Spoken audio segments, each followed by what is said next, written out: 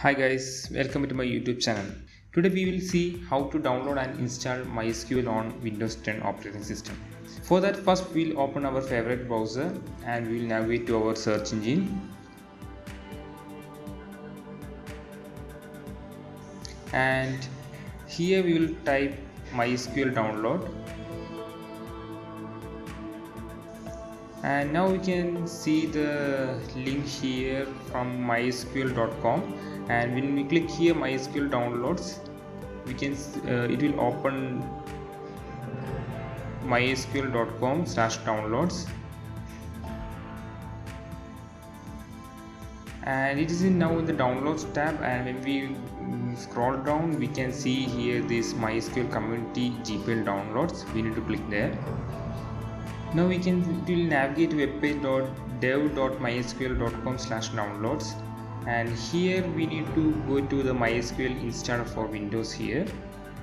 And once we click here, and here it will shows MySQL installer 8.0.22. This is the latest version while we making the video. And in the down we can see here two options here. One is 2.5B file and the other one is 405.2B file, and one is a web installer and other is a standalone installation. And we will go with standalone installation and we'll click here, and in this page we will click this option and we will click the save button now, and it will take some time to download. And now the download is finished, and we'll now double click on that file. Now the installation has been started now.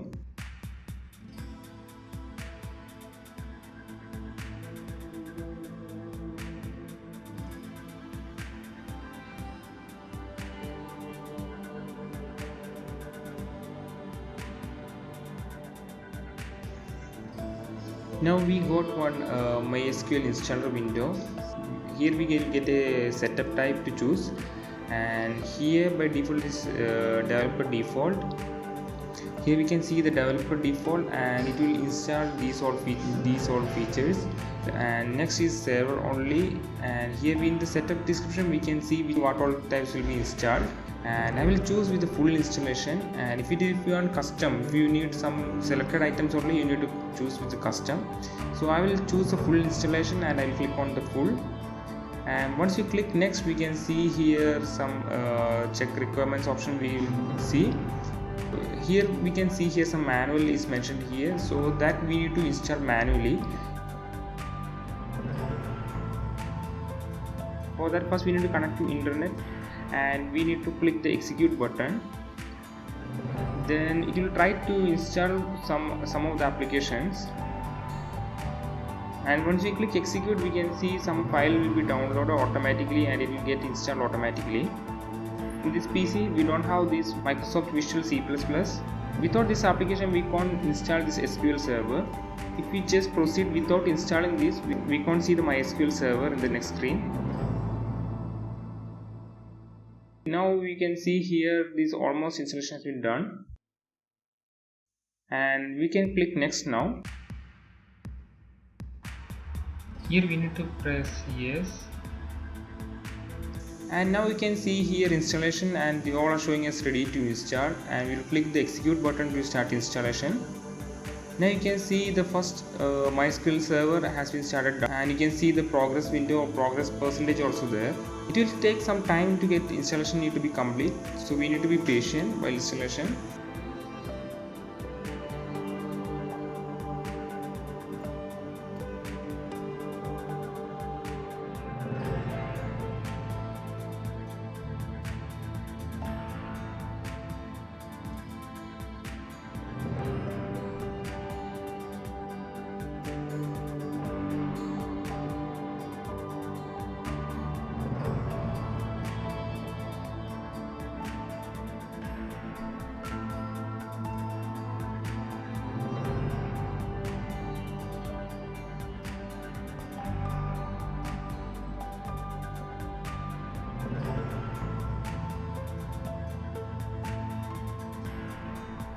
Now almost all installations completed now, and here we can see a green tick mark on the left hand side, and you can see here the status is complete.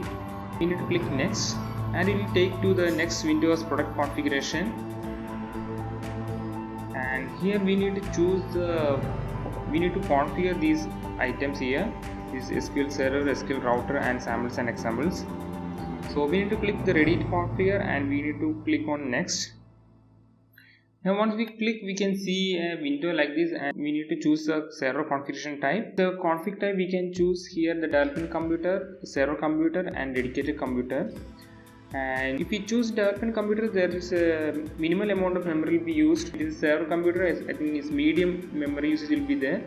And if it is a dedicated computer, you will use full resources for this SQL server. So we'll choose with this development computer. And in the next, we need to choose the connectivity option here. And here is mentioned 3306 is the default port for MySQL. We are not changing that port number. And here we will choose everything as by default, and we will click the next button.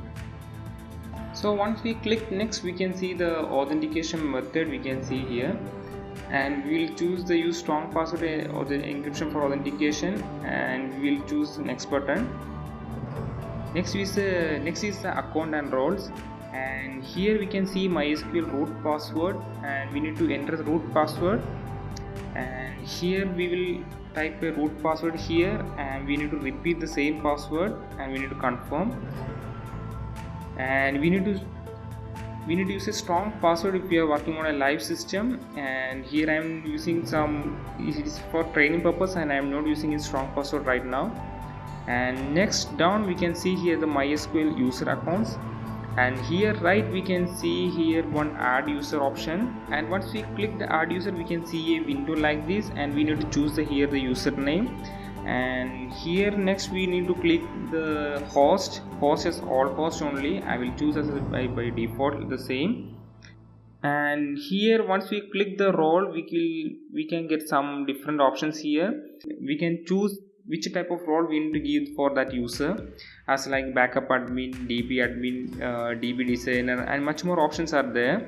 So if we choose the appropriate roles, there will be some restrictions will be there on that specific roles. And after that we need to enter the password for that user, and we need to confirm the password also. We need to remember both the root password and the user account password.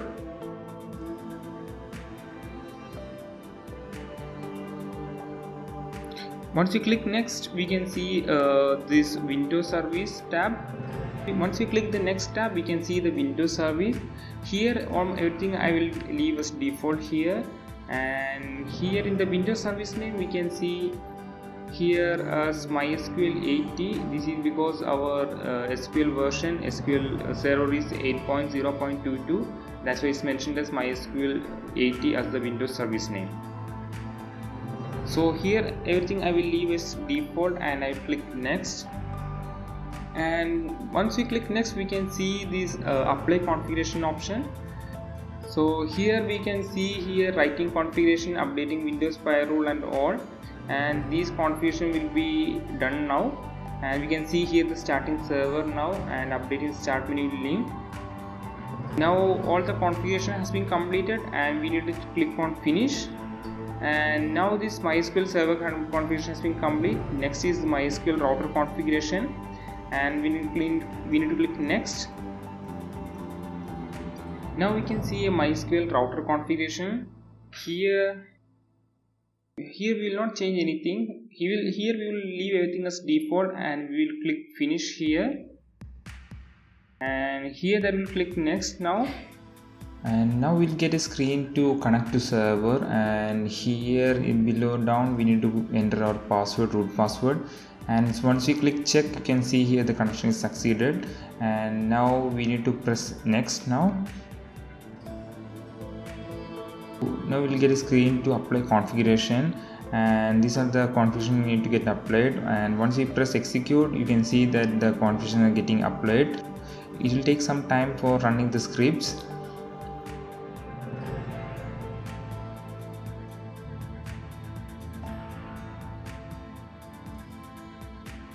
We can see the configuration applied successfully, and we will press now finish. Now we can see here this all configuration is completed, and we'll press next now. And once we press next, we can see here the installation has been completed, and here we have two checkboxes for start MySQL Workbench after setup and MySQL Shell after startup. Once we press finish, we can see the Workbench and also the SQL Shell. Next I will press finish, and you can see here the MySQL Shell has been started now, and now we can see the MySQL Workbench also. So in case if we not see this MySQL Shell and Workbench, we can open this MySQL Workbench and the Shell from the main menu. For that, first we'll go to the start menu.